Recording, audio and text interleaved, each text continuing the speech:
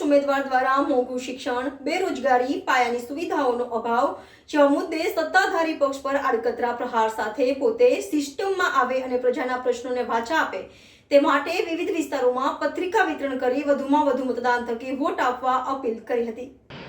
વડોદરા શહેરમાં સત્તાધારી પક્ષના 26 વર્ષના સમયગાળામાં શહેરીજનોને પીવાના શુદ્ધ અને પૂરતા પાણી, ડ્રેનેજ, રખડતા પશુ મુક્ત રોડ રસ્તાઓ, સ્વચ્છતા જેવી સુવિધાઓ ઉપલબ્ધ કરાવવામાં તંત્ર નિષ્ફળ રહ્યું છે, જે અંગે થોડાક સમય પહેલા ખુદ રાજ્યના મુખ્યમંત્રી તથા સત્તાધારી પક્ષના પ્રદેશ પ્રમુખે વડોદરાની સ્થાનિક નેતાગીરી તથા તંત્રને જવાબદાર ઠેરવી સુરત અને અમદાવાદની તુલનામાં વડોદરા વિકાસમાં પાછળ રહ્યું હોવાનું કબૂલ્યું હતું। બીજી તરફ કારમી મોંઘવારી, બેરોજગારી, કોન્ટ્રાક્ટ પદ્ધતિને કારણે કોન્ટ્રાક્ટરો દ્વારા કામદારોના શોષણ કરવામાં આવી રહ્યા છે, શાળાઓ પોતાની મનમાની ચલાવી રહી છે અને સરકારના FRCના નિયમોનું ઉલ્લંઘન કરી રહ્યા છે, જેના કારણે શિક્ષણમાં ઉઘાડી લૂંટ ચાલી રહી છે, શિક્ષણ મોંઘું થયું છે, આવાસોમાં ભ્રષ્ટાચાર ચાલી રહ્યો છે, જરૂરિયાતમંદ લોકો રહી જાય છે અને ભ્રષ્ટાચારીઓ પોતાના સ્વાર્થ સાધી રહ્યા છે, રાંધણ ગેસના ભાવો આસમાને પહોંચ્યા છે। ત્યારે અગાઉ સત્તાધારી પક્ષના હાલના કેન્દ્રીય મંત્રી દ્વારા શહેરના ગાંધીનગર ગૃહ ખાતે સિલિન્ડર માથે લઈ વિરોધ કર્યો હતો। તેઓની સરકારમાં ગૃહિણીઓના બજેટ ખોરવાઈ ગયા છતાં તેઓ મૌન છે। તે જ રીતે પેટ્રોલ ડીઝલ મોંઘું થયું છે ત્યારે પરિવર્તન એ જ સંસારનો નિયમ છે તે વાત સાથે છેલ્લા 35 વર્ષોથી જનતાના શહેરના હિત માટે લડતા, જનતાના પ્રાથમિક રોજગાર જેવા પ્રશ્ન લડત આપતા સામાજિક કાર્યકર અતુલ ગામેચી અપક્ષ તરીકે લોકસભાની ચૂંટણીમાં ઝંપલાવ્યું છે અને તેઓના લોકોનો ભવ્ય પ્રતિસાદ સાંપડી રહ્યો છે।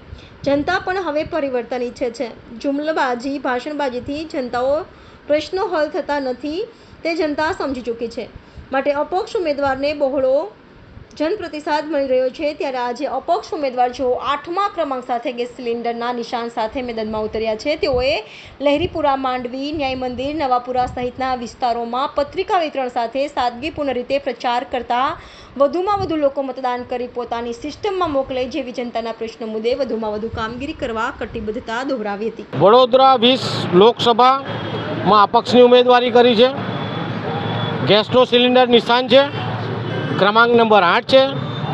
વડોદરા શહેરના આજે વિવિધ વિસ્તારોમાં પત્રિકા વિતરણ કર્યું છે, સાથે સાથે લોકોનો આવકાર એ રીતના મળી રહ્યો છે કે મને લોકો જાણી જ રહ્યા છે। છેલ્લા 35 વર્ષથી વડોદરા શહેરમાં નાના મોટા તમામ પ્રશ્નોને લઈને કામ કર્યા છે, કરીશું અને કરતા રહીશું। બીજી બાજુ જોવા જઈએ તો જે રીતના એક બેન આવ્યા હતા, ગેસના બોટલ માટે બૂમરાણ મચાવી દીધી હતી અને ગેસના બોટલ ઓછા ભાવ કરવાનો વાત કરી હતી, ચર્ચા કરી હતી, બહુ મોટું આંદોલન છેડ્યું હતું। સાથે એક બાબા દાઢીવાલા આવ્યા હતા, 40 का चाहिए, 80 का चाहिए, 40 का चाहिए, 80 का चाहिए, એવું કરીને પેટ્રોલ ડીઝલના ભાવ 100 રૂપિયા સુધી પહોંચી ગયા।